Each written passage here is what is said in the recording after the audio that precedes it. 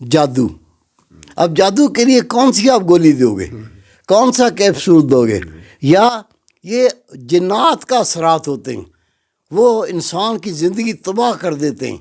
رسول پاک صلی اللہ علیہ وسلم کو اللہ نے ارشاد فرمایا, لوگ آپ سے پوچھتے ہیں روح کیا ہے, تو آپ ان کو فرمائیں روح اللہ کا امر ہے, یہ ایک نور ہے. جس طرح انسان کا جسم ہے, اس کو بیماریاں لگ جاتی ہیں, ٹی بی ہو گئی, کینسر ہو گیا, تو کیا کرتے ہیں وہ اچھے حکیم کے پاس جاتے ہیں, اچھے ڈاکٹر کے پاس جاتے ہیں. اگر وہ اس کا اچھی طرح علاج کر دے تو جسم ٹھیک ہو جاتا ہے, یہ دنیا کا کام کرنے لگتا ہے, نوکری کرنے لگتا ہے, کھانے پینے لگتا ہے.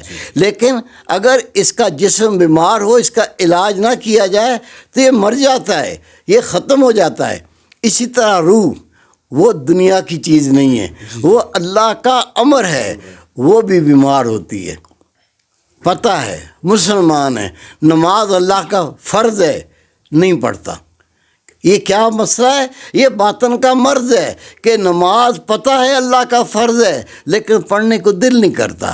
انسان گناہ کرتا ہے, اس کے دل میں اللہ کا خوف نہیں آتا کہ یہ گناہ کا کام ہے, یہ میں نہ کروں, وہ کرتا ہے.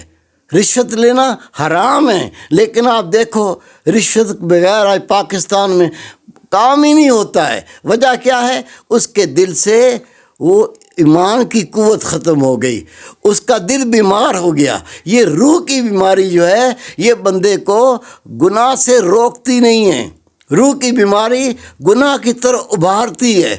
اسی طرح اگر یہ روح گندی غلیظ دل ناپاک ہو جائے, پھر اس کو یہ پتہ نہیں ہوتا میں گناہ کر رہا ہوں, بڑے شوق سے وہ گناہ بھی کرتا ہے.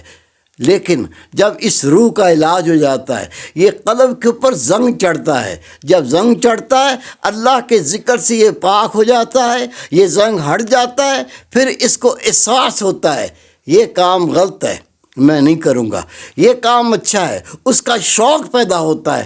تو یہ روح کا علاج اللہ کے ذکر سے, قرآن و سنت سے ہے.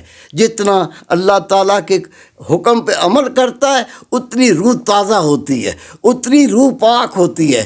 تو قرآن و حدیث اسی تعلیم کے لیے ہے کہ انسان ان باطن کے مرضوں سے چھٹکارا پا کر ایک ایسا اللہ کا بندہ بن جائے کہ جس کو دنیا ایک مثال کے طور پہ پیش کرے کہ اس کا کردار اتنا اعلیٰ ہے, اس کا کردار اتنا اچھا ہے کہ اس کو نفس غلبہ کر کے نافرمانی نہیں کرا سکتا, شیطان اس پہ حاوی نہیں ہو سکتا. اس مومن کو اتنا اللہ کا نور, اتنا اللہ تعالیٰ کی رحمت اور قرب میں ہونا چاہیے کہ نفس شیطان کو یہ زیر کر کے اللہ کی بات کو مانے. ایسا نہیں ہے کہیں کوئی غلط کام ہو تو یہ بھی ساتھ لگ گیا, شیطانی کام ہو یہ بھی ساتھ لگ گیا. ایمان یہی قوت ہے کہ اس کو گناہ سے روکتا ہے اور نیکی کا حکم دیتا ہے. تو روح جو ہے اس کی پاکی سے یہ بندے کو نعمت عطا ہوتی ہے. بہت سے امراض ایسے ہیں جن کو گولی, کیپسول, انجیکشن اس سے ٹھیک نہیں ہوتا. مثال دیتا ہوں, جادو. اب جادو کے لیے کون سی آپ گولی دو گے, کون سا کیپسول دو گے؟ یا یہ جنات کا اثرات ہوتے ہیں, وہ انسان کی زندگی تباہ کر دیتے ہیں. اب جنات کی بھی کوئی گولی نہیں ہوتی, کوئی کیپسول نہیں ہوتا, کوئی انجیکشن نہیں ہوتا. تو اس کا علاج روحانی قرآن و حدیث سے وہ دینا پڑتا ہے. تو ایسے امراض جس کو ڈاکٹر کوئی نہ سمجھتا ہو, حکیم نہ سمجھتا ہو, تو اگر کوئی ایسا مرض ہے, جادو ہو گیا ہے, جنات ہیں, روحانی مرض بہت سے ہوتے ہیں. کئی مرض ایسے ہوتے ہیں کہ وہ ان کو کوئی دنیا کا ڈاکٹر حکیم اس کو مرض کہتا ہی نہیں ہے, حالانکہ وہ مرض ہوتے ہیں. اور میں نے جو کتابیں لکھی ہیں اس میں ایک چیپٹر ان امراض کا لکھا ہے جس کو دنیا مرض نہیں مانتی, مرض نہیں سمجھتی. مثال کے طور پہ آپ بہت آسانی سے سمجھ سکتے ہیں. مرد کا شوہر, اس کا دل کرتا ہے میری بیوی مر جائے. اب وہ چاہتا ہے میری بیوی مر جائے, یہ بیجا نہیں چاہتا, یہ مرض ہے. اور کہیں بیوی چاہتی میرا شوہر مر جائے. اب یہ ڈاکٹر اس کا کیا علاج دے گا؟ لیکن اس کو نہیں پتہ یہ مرض ہے، اس کا علاج ہے۔ مثال اور دیتا ہوں، یہ جو حجام ہوتے ہیں، یہ حجامت کرتے ہیں، ان کے اندر ایک مرض پیدا ہوتا ہے۔ وہ جو ریزر لے کے اس کی شیو کر رہا ہوتا ہے، اس کے دل میں خیال آتا ہے کہ اس شخص کی میں شارک کاٹ دوں، یہ مرض ہے۔ یہ اس کے دل میں جو خیال آتا ہے، ہر ایک کو تو نہیں آتا نا، اس کے دل میں آتا ہے، یہ مرض ہے، اس کا علاج ہے اللہ کے فضل و کرم سے۔ اور یہ لوگ قتل کر دیتے ہیں، ہر بندہ قتل نہیں کرتا، یہ جو قتل کر دیتے ہیں، خدا کی قسم یقین جانو، میرے پاس ایسے لوگ آئے، اللہ کے فضل و کرم سے ان کو علاج دیا، اس نے اقرار کیا کہ پتہ نہیں میرا دل کرتا تھا کہ میں اس کو قتل کر دوں، وہ مرض ٹھیک ہو گیا۔ یہ بھی مرض ہے۔ اب کسی کو قتل کرنا، ہر بندہ دوسرے قتل نہیں کرتا، لیکن یہ جو قتل کر دیتا ہے، اگلے کو مار دیتا ہے، یہ مرض ہے، اس کا بھی علاج ہے۔ تو ایسے بہت سے مرض آپ رابطہ کر سکتے ہو، یہ مرض ہیں، دنیا نہیں مانگتی، لیکن اللہ نے ان مرضوں کے لیے ایسی دوائیاں پیدا کی ہیں کہ اللہ تعالیٰ اس سے ان کو شفا دے دیتا ہے، اللہ کی رحمت ہو جاتی۔ جو مریض ہے ان کا علاج آپ کس طرح کرتے ہیں پھر؟ روحانی علاج کے لیے رسول پاک صحابہ کرام کی زندگیوں میں علاج موجود ہے۔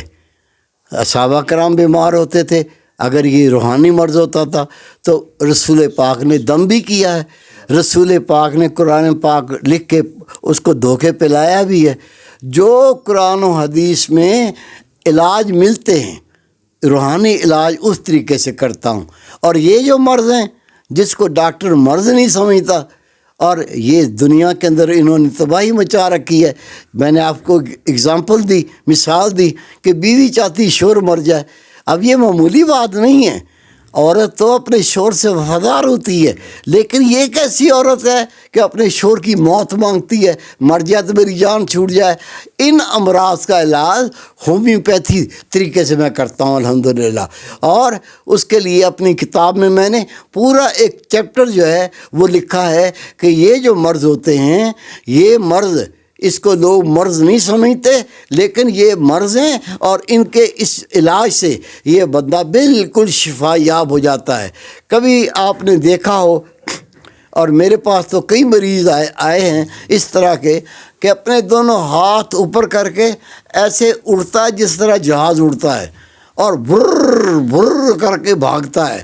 اب نفسیاتی ڈاکٹر کہتے ہیں یہ نفسیاتی مرض ہے، بھائی علاج کرو، علاج نہیں ہوتا اس کا، اس کی ابھی تک دوائی نہیں بنی ہے۔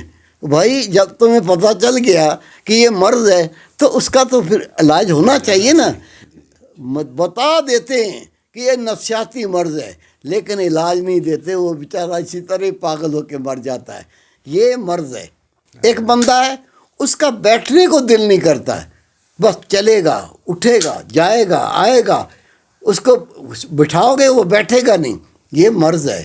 ڈاکٹر کبھی نہیں مانتا یہ مرض ہے، لیکن اللہ کے فضل و کرم سے ہزاروں مریض پوری دنیا میں میرے پاس آتے ہیں، اللہ ان کو شفا دیتا ہے اور ٹھیک ٹھاک ہو کے اپنی زندگی گزارتے ہیں۔